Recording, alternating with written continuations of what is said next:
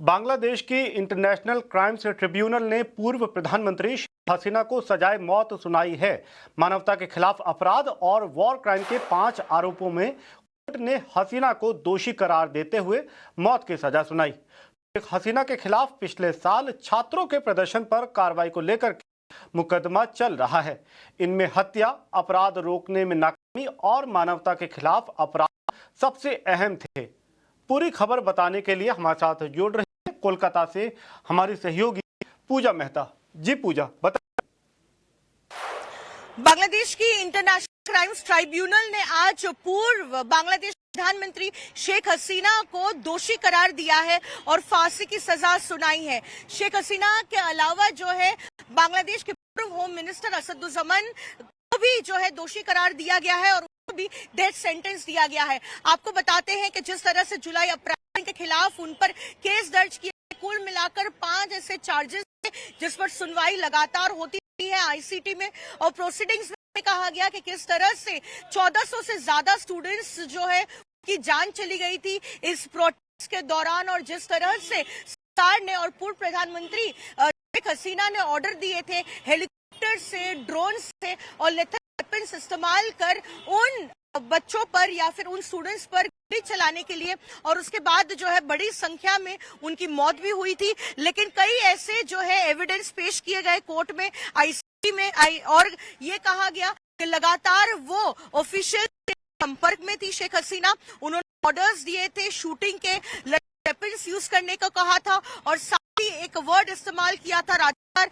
और कहा था कि उन्हें जो है दिया जाए। और उसके बाद ही आज कोर्ट ने ये कह दिया है कि उनको अब अपना सेंटेंस जो है वो करना होगा, और साथ ही डेथ सेंटेंस सुनाया गया, यानी कि फांसी की सजा उनके खिलाफ सुनाई गई। और साथ ही होम मिनिस्टर के खिलाफ भी जो आईजी है चौधरी मामून, वो इस केस में अप्रूवर बन गए हैं। ऐसे में उनको कम सजा सुनाई गई है। शेख हसीना को सजा मिलने पर विदेशी मामलों के जानकार और मानवाधिकार संगठन से जुड़े एक्सपर्ट के रिएक्शन आ रहे हैं। आइए सुनते हैं। In terms of how it has been justified, because you know what Sheikh Hasina has also said, that it is very regrettable, it is very tragic that all these deaths have taken place, but that she had no personal role, no individual role to play in that, in any of that. And she has said that there is no evidence that has been presented to the court by the lawyers, by those who have accused her. She had any individual personal role to play in this. So I think that is what will really need to be seen, and whatever I have been able to see of the judgment.